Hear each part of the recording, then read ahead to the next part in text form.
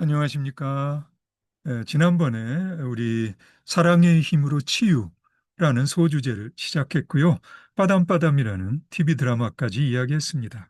오늘 계속해서 어, 사랑의 힘으로 치유라는 소주제를 만이라는 이야기로 계속 함께 이야기를 나눠보도록 하겠습니다. 1961년 영국 작가 윈스턴 그레이엄의 원작을 1964년 알프레드 히치콕 감독이 영화화한 마니는 어린 시절의 충격이 무의식에 가라앉아 거대한 트라우마로 삶을 지배당하는 여인 마니의 이야기입니다. 마니를 사랑해서 결혼까지 하게 된 남편 마틴은 처음에는 마니의 트라우마를 이해하지 못해 힘들어하지만 마니의 트라우마가 얼마나 힘든지 알게 되면서 헌신적인 사랑으로 마니를 품어줍니다.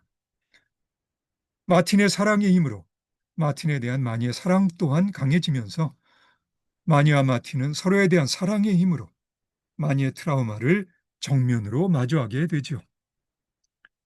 이 영화는 히치콕 영화답게 성, 폭력, 살인 등 핏빛으로 얼룩진 트라우마를 연인들이 사랑의 힘으로 치유하는 엔딩을 보여줍니다.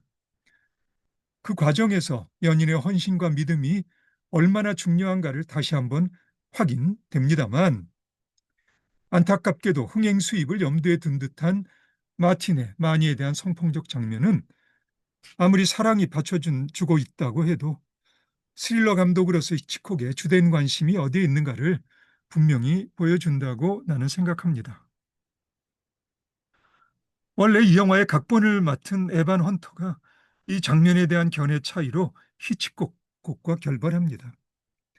에반 헌터의 고집도 히치콕만큼이나 대단하죠. 에반 헌터는 히치콕의 전작 새해의 각본을 맡았었고요. 에드 맥베인 등 여러 필명으로 작업했던 미국을 대표하는 스릴러 작가이기도 합니다. 사랑의 힘으로 치유라는 주제와 관련해서 볼 때 만이라는 영화에서 주목할 만한 장면은 감정적으로 삭막했던 마니가 그래도 사랑했던 에마 포리오가 부상을 입고 신음하자 자기 손으로 총에 방아쇠를 당겨 안락사시키는 장면입니다. 사랑의 힘으로 치유가 가능하기 위해서는 사랑했기 때문에 집착했던 대상들을 내려놓아야 할 필요가 있는데요. 지금 돌이켜보면 그 장면이 마니가 트라우마를 극복하는 데 필요했던 계기가 된 장면이 아니었나 싶습니다. 그저 연인의 사랑의 힘만으로 트라우마를 극복했다라고 하기에는요. 아무리 스릴러가 자신의 주 영역이긴 했어도 대표적인 작가주의 감독으로서 히치콕의 수준이 있다는 거죠. 예, 그 장면이 이 영화의 수준을 유지시켜 줍니다.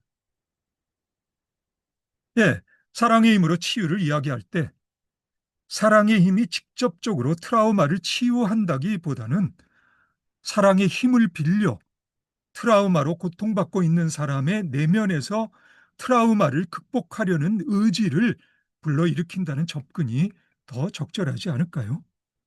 예, 다시 한번 반복해서 이 문장을 읽겠습니다. 사랑의 힘으로 치유를 이야기할 때 사랑의 힘이 직접적으로 트라우마를 치유한다기보다는 사랑의 힘을 빌려 트라우마로 고통받고 있는 사람의 내면에서 트라우마를 극복하려는 의지를 불러일으킨다는 접근이 더 적절하지 않을까요? 사랑의 힘으로 치유라는 주제가 여전히 어렵기만 한 나의 조심스러운 생각이었습니다. 2004년 프랑스 파트리스 리콩트 감독의 영화 친밀한 타인들의 여주인공 안나 역시 어린 시절의 트라우마로 힘들어합니다. 영화 속의 대사로 미루어 보아 안나의 아버지는 운전이 서툰 엄마가 차를 후진시킬 때 차 바퀴에 깔려 돌아가신 것으로 짐작됩니다. 그로 인한 가정의 분위기하며 등등 얼마나 고통스러운 어린 시절이었을까요? 안나가 나이가 들어 사랑도 하고 짝을 만나 결혼도 했겠지만 어린 시절의 트라우마는 계속해서 그녀 결혼 생활에 걸림돌이었을 겁니다. 심리적인 중압감과 부부관계의 위기감을 견디다 못한 안나는 심리 치료를 위해 정신과 상담을 받기로 합니다. 그런데 공간 감각이 어두운 그녀가 방을 잘못 알고 세무사 윌리엄의 방으로 들어가면서 영화는 시작됩니다. 당황해서 아무 말도 못하고 있는 윌리엄을 상대로 안나는 본물 터지듯이 속 이야기를 꺼내놓기 시작합니다. 원래 세무사란 직업이 고객의 이야기를 잘 듣는 직업이어서요. 안나는 할 말 못할 말 다 털어놓게 되죠. 속 이야기를 하고 듣고 하다가 보니 두 사람의 내면에 어떤 감정이 움돋습니다. 안나는 윌리엄이 정신 상담이가 아니라 세무사라는 것을 알고 화를 냅니다만 누군가에게 속 이야기를 털어놓을 수 있다는 것만으로도, 그럴 수 있는 사람을 만났다는 것만으로도 두 사람에게는 은총입니다. 그리고 연인은 이미 그런 은총을 받은 사람들이고요. 안나와 윌리엄의 친밀감은 오해에서 비롯된 것이지만 연인들의 친밀감은 사랑에서 비롯된 것입니다. 이 영화의 원제는 confidence through intime인데요. confident이란 프랑스어는 속내 이야기를 털어놓을 수 있는, 믿을 수 있는 사람이란 뜻입니다. 이런 사람이 연인이죠. 사랑의 힘으로 치유가 가능한 것은 사랑이 신뢰를 바탕으로 속을 털어놓을 수 있는 계기가 되어주기 때문입니다. 그러니 털어놓고 또 털어놓아야 합니다. 그리고 당연히 들어주고 또 들어줘야 하겠죠. 이 영화의 우리말 번역에 타인이라는 어휘를 떠올린 것은 내 생각에 잘한 겁니다. 연인은 나가 아닙니다. 연인은 친밀한 타인입니다. 연인의 속 이야기를 내 판단으로 저울질하지 말고 그냥 남의 이야기로 들어주는 것이 필요할 때가 있습니다. 이럴 때 물론 친밀함이 관건이겠죠.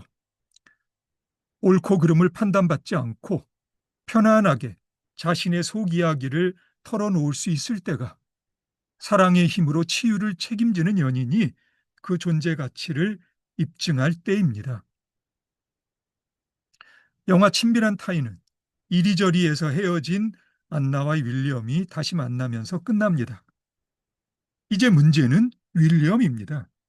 사실 안나의 트라우마에서 시작된 영화이지만 중간중간에 윌리엄의 속사정 또한 만만치 않을 거란 암시가 계속해서 던져집니다. 영화의 끝장면에서 안나와 윌리엄의 역할이 전도됩니다. 이제 윌리엄이 털어놓고 또 털어놓을 차례입니다. 안나는 들어주고 또 들어주겠죠. 사랑의 힘으로 치유란 주제에 걸맞는 아마 가장 유명한 영화가 1997년 미국 제임스 L. 브룩스 감독의 영화 이보다 더 좋을 수 없다일 겁니다. 이 영화의 주인공 멜빈은 심각한 강박장애를 갖고 있는 남자입니다. 게다가 성격도 고약하고요. 이웃 모두가 그를 미워합니다. 그런데 그가 사랑을 합니다. 변화의 계기는 귀여운 멍멍입니다. 멍멍이입니다. 우연히 멍멍이를 돌보게 되면서 이 남자의 인성이 바뀝니다. 사실 멜빈은 잘 나가는 로맨스 소설의 작가입니다. 60권이 넘는 사랑 이야기를 쓴 사람이에요. 그리고 많은 여성 독자들이 멜빈을 흠모하고요. 그런 그가 왜 이렇게 중증 강박증 환자가 되었을까요?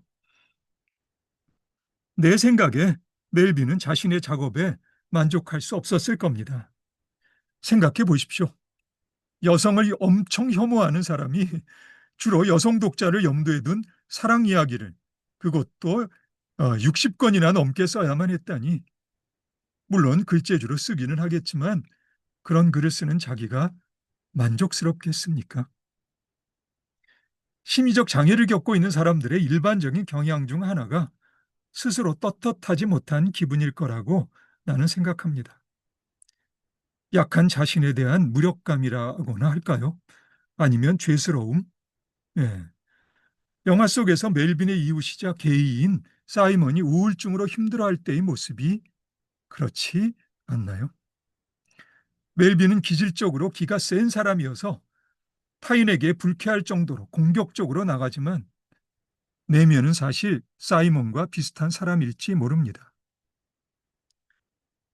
멜빈이 타인에게 내뱉는 거친 욕설들은 어쩌면 자기 자신을 향하고 있는지도 모르고요. 그런데 어디선가 날아온 멍멍이가 그의 보호를 필요로 한 겁니다. 멜빈의 마음속에 적어도 스스로가 떳떳할 수 있는 하나의 사건이 벌어진 거죠. 그리고 자연스럽게 보호하고 싶은 마음이 들게 된 식당 웨이트리스 캐롤이 등장합니다. 캐롤의 아들은 심한 천식으로 절대적인 돌봄이 필요한 아이고요. 멜빈이 캐롤에게 느끼는 친화력이 멜빈으로 하여금 스스로 힘든 자신을 품어줄 수 있게 하는 원동력이 되어주면서 드디어 멜빈은 사랑을 하게 됩니다.